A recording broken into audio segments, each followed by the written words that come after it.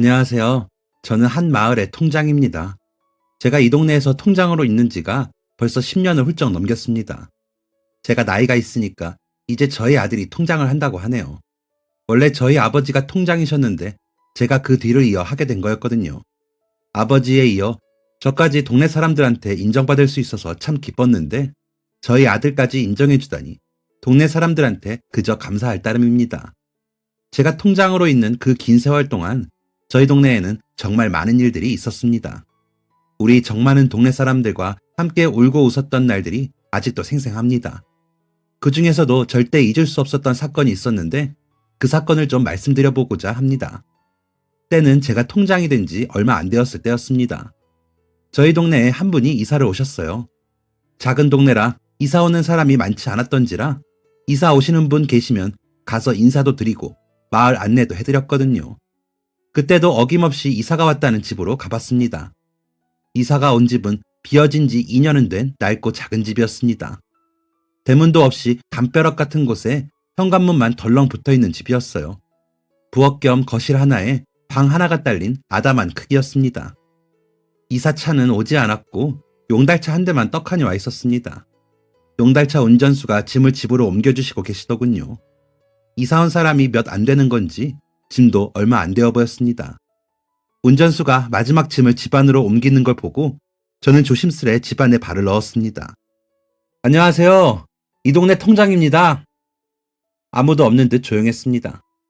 이삿짐만 오고 사람은 아직 안 들어왔나 싶어서 가려고 하는데 방 안에서 부스럭거리는 소리가 들렸습니다. 느린 발걸음 소리가 가까워지더니 이사 온 분이 방 밖으로 빼꼼 모습을 드러내셨습니다. 키가 작으신 할머니셨습니다. 안녕하세요. 저 이 동네 통장입니다, 어르신.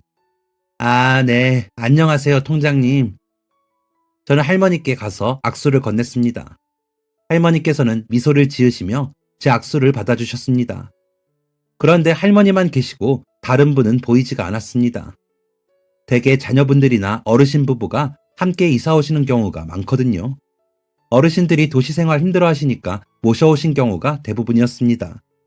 할머니 혼자 오는 경우는 극히 드문 경우였습니다. 혼자 오셨어요? 네, 그렇게 되었어요. 짐 푸는 거 혼자 괜찮으시겠어요? 좀 도와드릴까요? 괜찮아요. 짐이랄 것도 몇 개 없어요. 혹시 시장이 어딘지 알 수 있을까요? 네. 지금 괜찮으세요? 제가 모셔다 드릴게요. 네, 그럼 부탁 좀 드릴게요. 원래 같으면 주소를 알려드리거나 말로 설명해 드렸을 텐데 할머니 혼자 찾아가실 수 있을까 걱정이 되어서 직접 마트에 모셔다 드렸습니다.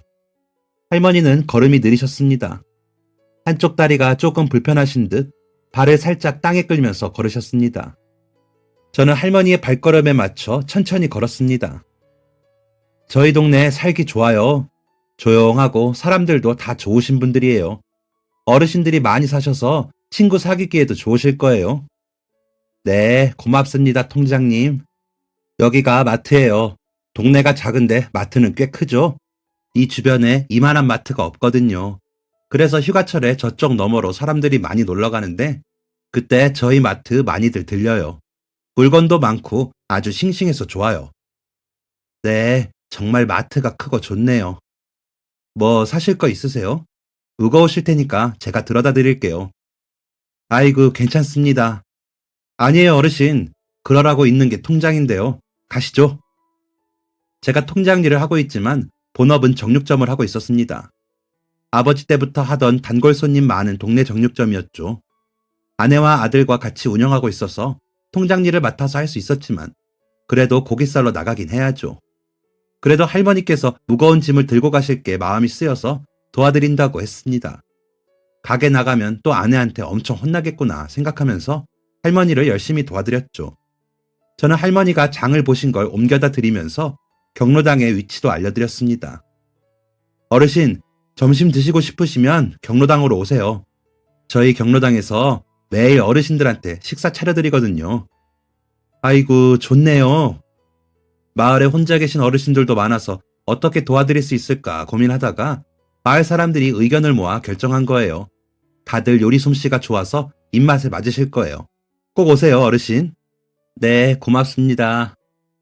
할머니는 정말 그 다음 날부터 경로당에 나오셨습니다. 저희 동네 경로당의 점심은 매일이 잔치였습니다. 저는 정육점에서 고기를 가져오고 쌀집 주인은 쌀과 잡곡을 가져오고 장을 만드시는 사장님은 된장, 고추장, 간장을 가져오면서 각자 저마다 가져올 수 있는 것, 할 수 있는 것을 하며 한상을 차렸습니다. 어르신들은 빈손으로 오기가 미안하다며 산에서 나무를 캐오기도 하셨습니다. 그럼 마을 여자들이 모여 나무를 데치고 묻히면서 또 새로운 반찬을 만들어냈죠. 이 화목한 풍경이 저희 마을의 자랑거리였습니다. 어르신, 음식은 입에 좀 맞으세요? 저는 새로 이사 오신 할머니께 고깃국을 듬뿍 더 퍼드리면서 여쭈었습니다. 네, 맛이 정말 좋네요. 저는 아무것도 못 드려 미안해서 어떡해요? 아유, 괜찮습니다. 뭐 바라고 해드리는 거 아니니까 맛있게만 드셔주세요. 이렇게 또 새로운 분이 우리 마을에 오셔서 함께하게 되었구나 싶어서 기분이 좋았습니다. 마을 사람들이 화목하게 어울리고 행복하게 지내시는 것, 그게 바로 통장의 기쁨이자 보람이었으니까요. 이어서 저희 마을의 특별한 점을 하나 소개해보자면, 저희 마을 사람들은 겨울이 되면 모두 비슷한 목도리를 하고 다닌다는 것이었습니다. 그 목도리의 출처가 참으로 특별한데요. 제가 통장된 지 2년이 되었을 때였나. 매서운 칼바람이 부는 한겨울이 시작될 때 12월 초에 저희 집 앞에 커다란 검은 비닐봉지가 놓여 있었습니다. 여보, 이게 다 뭐예요? 처음 비닐을 발견한 것은 아내였습니다. 새벽 사이에 눈이 조금 내려서 눈이 쌓였나 보려고 문을 열었다가 발견한 것이었습니다. 아주 이른 아침이었던 걸로 기억합니다. 커다란 검은 봉지 안에는 알록달록한 포장지로 감싸진 무언가가 가득했습니다. 그게 뭔데? 몰라요. 집 앞에 있던데. 이게 뭐지? 잘못 놓고 간 건가? 여기 안에 편지도 있는데요. 아내가 준 편지에는 이렇게 쓰여져 있었습니다. 필요한 사람에게 나눠주세요. 당황스러웠습니다. 이런 경우는 아버지가 통장을 하셨을 때도 없었거든요.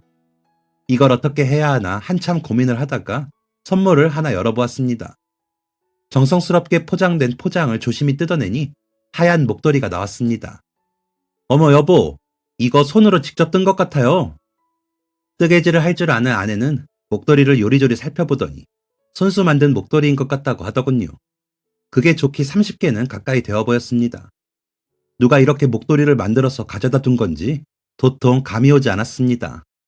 마을에 자주 오시는 사회복지사분인가? 아니면 마을 여자들끼리 힘을 합쳐 한 건가? 아니면 마을 초등학교 학생들이 해주었나? 고민을 해봤지만 떠오르지 않았습니다.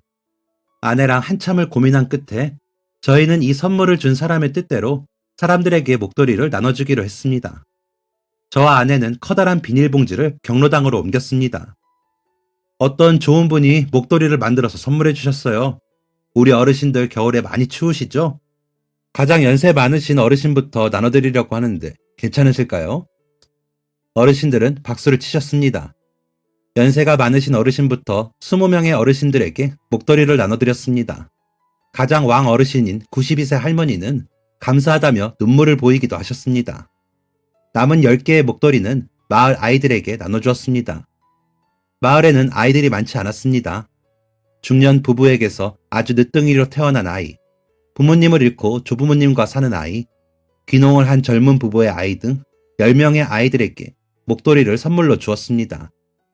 덕분에 저희 마을에 그해 겨울은 몸도 마음도 아주 따뜻하게 보낼 수 있었습니다. 대체 누가 이 목도리를 가져다 주었는지 의문만 품은 채 말이죠. 그런데요, 이게 그저 한 해에 그치지가 않았습니다. 매년 12월이 되면 그 작년과 똑같이 저희 집 앞에는 목도리가 한가득 놓여 있었습니다. 해마다 20, 30개의 목도리를 만들어서 놓고 가는 사람이 대체 누군지 계속 모른 채로 말이죠. 3년째 되던 해에는 누가 놓고 간 건지 궁금해서 어떻게든 찾아보려고 한 적도 있었습니다. 그런데 그 작은 마을에 CCTV가 있을 리 만무하고 새벽에 왔다 간 건지 봤다는 사람이 누구 하나 없다더라고요. 아무런 흔적도 없으니 답답한 노릇이었습니다. 그래서 4년째 12월에는 뜬 눈으로 밤을 새웠습니다.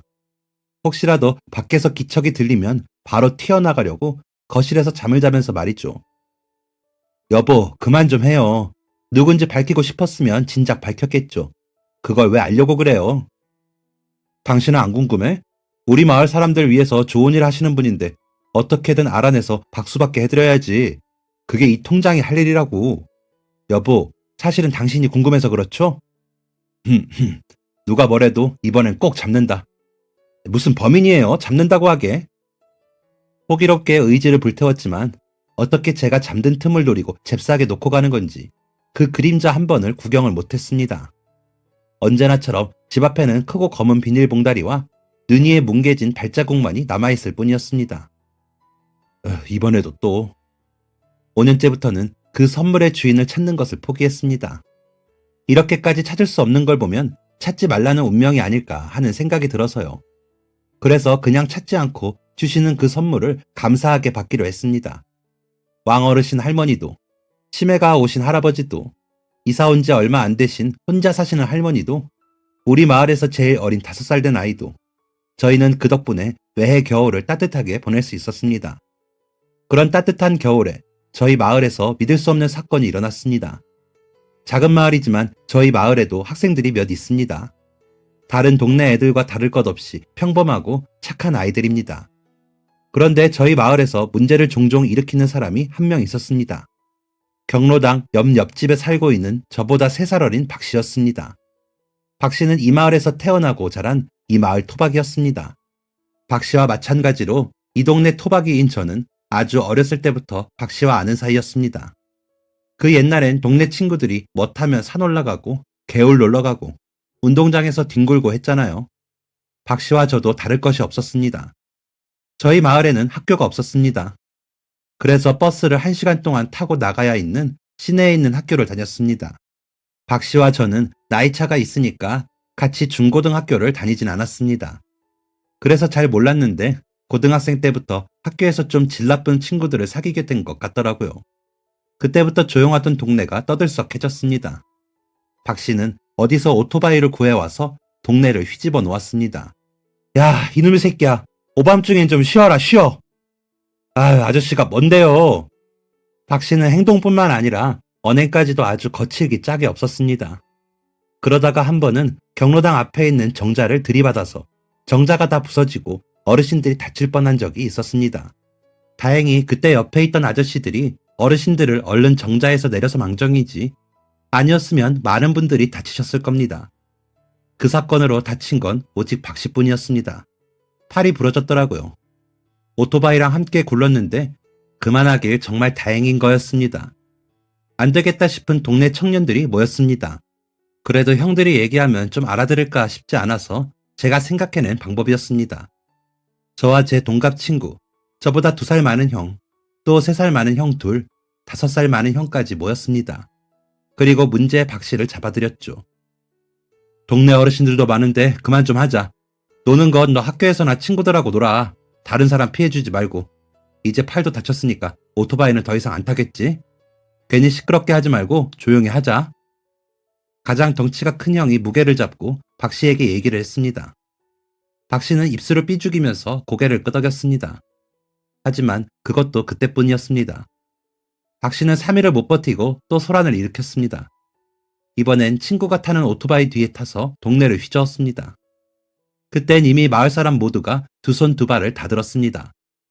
말도 안 듣는 망나니 붙잡고 얘기하느니 속이에 경 읽기만도 못한 것 같았으니까요. 그 때문에 박 씨의 부모님은 매일 마을 사람들에게 사과를 하고 다니셨습니다. 마을 사람들도 박 씨의 부모님이 잘못이 없다는 걸 알지만 박 씨는 말을 들어먹질 않으니 괜히 부모님에게 하소연을 하곤 했습니다. 박 씨는 성인이 되고서도 문제가 많았습니다. 성인이 되면 정신을 차리지 않을까 했는데 더하면 더했지 덜하지는 않았습니다. 군대에 갔다 오고서는 갑자기 어디 배를 탄다면서 떠났습니다. 그러더니 2년이나 소식이 없더니 박 씨네 부모님이 돌아가시고 나서야 돌아왔습니다. 부모님을 여인 박 씨는 박 씨네 부모님이 하시던 작은 슈퍼를 맡게 되었습니다. 마을 사람들은 입을 모아 얘기했습니다. 이제 부모도 이런 마당에 더 사고를 쳐봤자 본인 손해 아니겠냐며 이제는 정신 차리지 않겠냐고 말이죠. 한동안은 잠잠한 듯 했습니다. 그러다 느닷없이 결혼을 한다고 하더군요. 박 씨는 경로당 점심시간에 청첩장을 들고 경로당을 찾아왔습니다. 어르신들, 저 결혼합니다. 오셔서 갈비탕 한 그릇 하시고들 가셔요. 아이고, 이제야 정신 차리는구나. 그래, 가정 꾸리고 네 새끼 낳으면 그제야 어른 되는 거요. 근데 어떤 처잔데 얼굴 한 번을 안 보여줘. 시내에서 커피집 하는 아가씨예요. 할머니도 몇 번 보셨을걸요. 박 씨가 결혼하는 여자는 시내 다방 여자였습니다. 다들 당황하는 눈치였지만 어련히들 알아서 잘 살겠지 했습니다. 솔직히는 다들 반신반의했던 것 같습니다. 잘 살까 하는 걱정이 섞여 있었죠. 아니나 다를까 박 씨는 결혼한 지 2년 만에 슈퍼마켓을 날려먹었습니다. 그리고 매일같이 부부싸움을 하는 소리가 들렸습니다. 박 씨네 부부가 싸우는 소리는 바로 옆에 있는 경로당까지 자주 잘 들려왔습니다. 어르신들께서 대화를 나누시다가 밖에서 소란스러운 소리가 들리면 다들 고개를 저으셨습니다. 또 싸우네, 또 싸워. 아니, 결혼한 지도 좀 됐고 애도 태어났는데 뭘 허구한 날 싸우는 거야? 그렇게 매일같이 부부싸움을 하더니 결국 결혼한 지 5년째 되던 어느 날 박 씨의 아내가 집을 나갔습니다. 5살 된 아이를 두고 말이죠. 그리고 박 씨는 매일 술을 먹었습니다.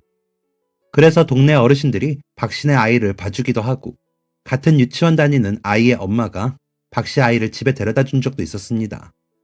박 씨는 하루는 술 먹고 하루는 막노동을 나가고 또 하루는 술 먹고 또 하루는 막노동을 나갔습니다. 그리고 술만 먹으면 그 난폭한 성격이 더 심해졌습니다. 그래 뭐, 나 아내도 없고 돈도 없다. 어쩌라고? 형님이 뭐 보태준 거 있어요? 내가 너 못되라고 하는 말이냐? 걱정되니까 잘 살라고 해준 건데 뭘 그리 심통을 부려? 박 씨는 술을 먹고 싸우기도 잘 싸웠습니다. 하루는 경로당 앞에 있는 정자에서 동네 사람들하고 술을 먹다가 어릴 적부터 함께 큰 동네 형님과 싸움이 나기도 했습니다. 박 씨가 그러는 건 하루 이틀이 아니니까 다들 손을 휘저으며 대강 말렸습니다. 그런데 분위기가 심상치 않게 흘러가더군요. 그러더니 결국 박 씨가 그 형님한테 주먹을 휘둘렀습니다. 그래서 그 야밤에 경찰이 오고 아주 난리가 났더랬죠. 그 이후 마을 사람들은 박 씨와 술을 먹지 않았습니다. 어르신들은 밖에서 박 씨가 술을 먹는 것만 봐도 집에 들어가라고 호통을 치셨죠. 그랬더니 그 불똥이 애꿎은 곳으로 튀었습니다. 바로 박 씨의 아이였습니다. 박 씨는 아이한테 야단을 엄청 쳤습니다. 밤마다 아이를 혼내는 소리가 들려와서 마을 사람들이 모두 알고 있었습니다. 박 씨는 술에 취해서 집에서 잠만 자는 일이 많았습니다. 그래서 박 씨의 아이는 가끔씩 경로당을 찾아왔습니다. 바로 점심밥을 먹기 위해서 말이었죠. 그럼 경로당에 계신 어르신들은 그 애가 너무 딱하고 너무 짠해서 고기 한 점이라도 더 챙겨주려 노력하셨습니다. 그런데 아이가 부모의 사랑을 부족하게 받은 탓인지 어르신들이 챙겨주셔도 반응도 시큰둥하고 인사도 대충 하고 다니더라고요. 초등학생 때부터 말이죠. 무서운 아버지 밑에서 자라서 그런가 사교성도 없고 우울하고 어두워 보였습니다. 그런데 애가 크면 클수록 지 아빠를 쏙 빼닮더라고요. 생긴 것도 말투도 하는 짓까지도요. 아주 망나니가 따로 없었습니다. 어찌나 사고뭉치인지 지 아빠랑 똑같이 오토바이를 그렇게 타고 다니더라고요. 하고 다니는 행색도 아주 불량했고요. 애가 고등학생 때 통장인 제가 잡아두고 한마디 했습니다. 야 이놈아, 너 정신 차려? 어르신들 계시는 동네에 오토바이를 그렇게 험하게 타면 어떡하자는 거야? 너 그래도 아버지한테 안 혼나냐? 아버지도 아시지? 네 멋대로 하고 살아도 마을 사람들한테는 피해주지 말아야지. 안 그러냐? 아저씨가 통장이니까 대표로 말하는 거야. 다들 아주 골치라고 골치. 아저씨가 뭔데요? 통장이고 된장이고 난 모르겠으니까 신경 쓰지 마세요. 지 아빠는 듣는 신용이라도 했지. 이건 뭐 듣기는커녕 오히려 대들기 바쁘니 저도 더 할 수 있는 게 없더라고요. 하기사 지 아빠 말도 안 듣는 애가 남의 아빠 말은 듣겠습니까? 두 손 두 발 다 들었죠 뭐. 그렇게 다들 봐도 못 본 척하면서 지내던 어느 날 기어코 일이 나고야 말았습니다. 제가 통장박 되었을 때 동네에 혼자 이사온 할머니 한 분이 계셨잖아요. 그 할머니가 사고를 당하시고 맙니다. 바로 박 씨네 아들 때문에 말이죠. 할머니께서 마트에 갔다가 댁에 가시는 길이었습니다. 마트에서 할머니 댁으로 가려면 우체국이 있는 작은 사거리에서 신호를 건너야 합니다. 그런데 거기가 사람이 많이 안 다니고 차도 거의 없는 곳이라 차들이 쌩쌩 빠르게 다니기도 하고 신호도 무시하는 경우가 종종 있거든요. 그런데 제가 그걸 할머니께 말씀드리는 걸 깜빡했지 뭡니까? 하필 할머니께서 신호를 건너려던 그때 박신의 아들이 오토바이를 몰고 달렸고 체구가 작은 할머니를 발견하지 못한 겁니다. 박신의 아들이 브레이크를 잡으며 핸들을 틀었고 할머니와 정말 몇 센티미터의 간격을 두고 오토바이랑 같이 넘어졌습니다. 할머니께서도 놀라서 뒤로 꼬꾸라져 넘어지셨고요. 정말 천만다행으로 부딪히지 않았으니 망정이지. 하마터면 둘 다 아주 크게 다칠 뻔했습니다. 이를 발견한 우체국 직원이 나와서 구급차와 경찰을 불러주었습니다. 저는 연락받자마자 바로 병원으로 달려갔죠. 응급실에 할머니와 박신의 아들이 나란히 있었습니다. 이게 무슨 일이야 대체? 아이고 어르신 괜찮으세요? 얼른 할머니의 상태부터 살폈습니다. 할머니께서는 잠드셨다고 하더라고요. 의사 선생님의 말씀을 들어보니 넘어지시면서 충격으로 꼬리뼈에 금이 가고 손이랑 팔이 다 까지셨다고 했습니다. 하늘이 도왔다고 이만한 게 다행이라고 하더군요. 옆 침대에 앉아있는 박신의 아들을 봤습니다. 교복 바지 한쪽이 다 찢어졌더라고요. 소독을 하고 붕대를 감고 앉아있었습니다. 다리 외에는 다친 곳은 없어 보였습니다. 야 이놈아, 내가 조심하라고 했어 안 했어? 이번엔 자기도 잘못한 걸 아는지 고개를 푹 숙이고 있더라고요. 제가 씩씩거리고 있는데 곧 박씨가 응급실로 왔습니다. 박씨도 많이 놀랬는지 헐레벌떡 뛰어들어왔습니다. 그리고 아들을 발견하자마자 등짝을 한 대 강하게 때리더라고요. 그러고선 사람 구실 못한다느니, 말을 왜 안 듣냐느니, 엄마 없이 잘한 거 티낼 거냐느니 하면서 험한 말을 쏟아붓더라고요. 박씨 아들은 한마디도 안 했습니다. 곧 할머니가 깨어나셨고 박씨는 할머니 앞에서 무릎을 꿇었습니다. 어르신, 정말 죄송합니다. 제가 아들을 잘못 키웠습니다. 정말 죄송합니다. 얘가 엄마 없이 자라서 사랑도 못 받고 배운 것도 없습니다. 애비인 제가 부족하게 키워서 그렇습니다. 정말 죄송합니다, 어르신. 박씨의 그런 모습은 처음 봤습니다. 아무리 망난이니 막장이니 해도 박씨도 여느 아빠와 다를 게 없었습니다. 혹시나 이 일로 아들이 손가락질 받을까봐 걱정되는 마음이었겠죠. 박씨는 눈물까지 글썽이며 말했습니다.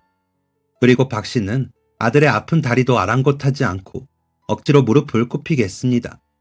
할머니가 그만 일어나라고 괜찮다고 했지만 박씨는 할머니가 떠나실 때까지 계속해서 굽힌 무릎을 피지 않았습니다. 저는 치료를 마친 할머니를 모시고 댁으로 갔습니다.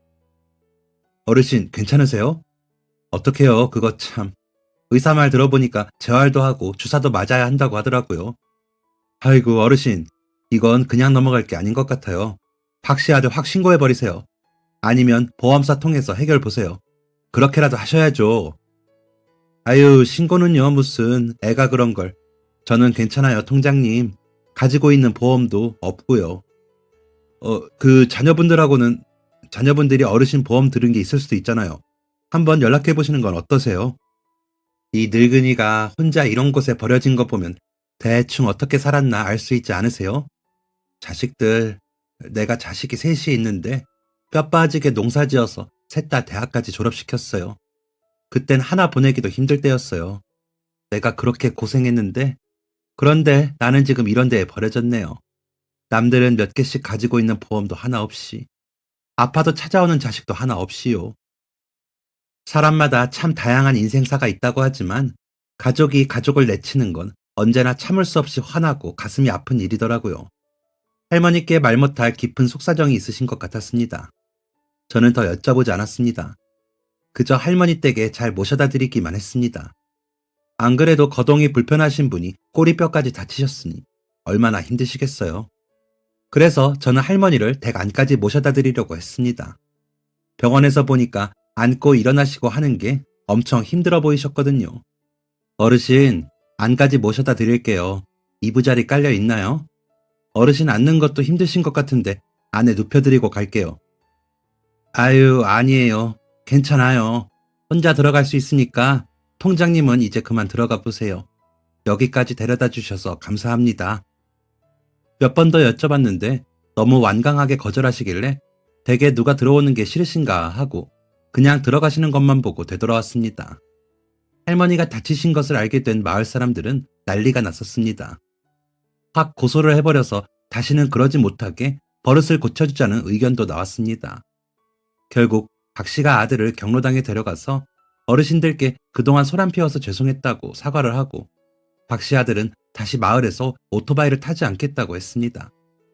그리고 할머니 병원비를 박 씨가 다 내주는 걸로 정리가 되었습니다. 그리고 박 씨 아들은 할머니가 나아지실 때까지 매일 반찬이랑 국을 싸서 할머니 집에 가져다 드렸습니다. 몸이 아프신 어른들을 위해서 마을 아이들이나 여자들이 드실 만한 것들을 가져다 드렸거든요. 할머니가 괜찮아지셔서 다시 경로당에 나올 때까지 박 씨 아들이 도맡아서 하기로 했습니다. 저는 할머니가 다치신 게 괜히 저 때문인 게 아닐까 하고 자책이 되었습니다. 그 신호등 건널 때는 항상 조심하시라고 미리 말씀드렸으면 이런 일이 안 생기지 않았을까 하는 생각이 들었죠. 마음이 불편해서 가만히 있을 수가 없어서 저는 그때부터 할머니를 모시고 병원을 오갔습니다. 모셔다 드리고 재활치료 받는 동안 기다렸다가 끝나면 댁까지 모셔다 드리고 또 주사 맞으러 갈 때도 모시고 가곤 했습니다. 그렇게 몇 번을 했는데도 할머니는 언제나 할머니 댁에는 못 들어오게 하셨고요. 연세가 있으셔서 호전되기가 힘들다라는 말과 다르게 할머니는 천천히 조금씩 회복을 하셨습니다. 초반엔 통증이 심하셔서 앉았다가 일어나시는 것도 많이 힘들어 하셨는데 나중엔 느리지만 차분히 걸을 수 있게 되셨습니다. 한편으로는 다행이면서도 한편으로는 이렇게 아프신데 찾아올 자식 하나 없다는 게 마음이 쓰렸습니다. 몇 달이 지나니 거의 완전히 회복하신 할머니는 다시 경로당에 나오셨습니다. 박 씨 아들도 그 이후로 사고 안 치고 조용히 잘 지냈고요. 그런데 할머니에게서 발견한 특이한 점이 하나 있었습니다. 특이한 것보다 다른 어르신들과는 많이 다른 점이었죠. 대개 어르신들은 집에 계시기 적적하시고 대화 상대도 없고 심심하시니까 경로당에 모이시는 거거든요. 특히나 저희 마을은 오랜 시간 이 마을에 머무르신 분들도 계시니까 고향 친구분들이시니 더 잘 모여서 노셨습니다. 그래서 특별한 이유가 있으신 분 아니시면 경로당으로 매일같이 모이셨습니다. 모여서 같이 식사도 준비하시고 다 드시고 낮잠도 한숨 주무시고 같이 TV도 보시고 저녁엔 약주도 하시면서 하루를 보내셨습니다. 그런데 저희 동네 새로 오신 할머니는 점심만 드시고는 곧장 댁으로 돌아가시더라고요. 혼자 집에 계시면 심심하실 텐데 왜 다른 어르신들하고 같이 안 노시는 걸까 궁금했습니다. 혹시 어르신들하고 어색해서 그러신 건가? 아니면 마음 붙일 친구분이 필요하신가 싶었죠. 저는 경로당 점심시간에 일부러 할머니 옆자리를 차지했습니다. 어르신, 오늘도 식사하시고 바로 댁에 가셔요? 네, 통장님. 다른 어르신들하고 좀 놀다 가시지. 왜 이렇게 맨날 빨리 가세요? 집에 뭐 좋은 거라도 숨겨두셨나? 아유, 좋은 건 무슨. 저는 그냥 집에 혼자 있는 게 편하고 좋아요. 신경 써주셔서 감사해요, 통장님. 이렇게 몇 번 여쭤봤는데 그때마다 괜찮다고 거절하시길래 정말 댁에 혼자 계신 게 좋은가 보다 하고 더 여쭙지 않았습니다. 그렇게 저희 마을의 시간은 잘도 흘렀습니다. 제가 통장 맡은 지 한 10년째 되었을 때였습니다. 어느 날부터인가 그 할머니께서 안 보이더라고요. 점심 식사를 하시러 경로당에는 꼬박 오셨었는데 어느 날부터 모습을 비추지 않으셨습니다. 어르신, 언덕집 김씨 할머니께서 요즘 안 오시나 봐요? 응, 그러게. 지난주부터 안 보이더니 오늘도 안 나왔는가 보네. 지난주도 안 나오셨어요? 응, 그 사람이야 맨날 와서 밥만 먹고 홀랑 가니까 있는지 없는지도 몰랐는데 생각해보니 지난주에도 안 왔던 것 같아. 그날 왜 비 많이 온 그날부터. 그렇군요.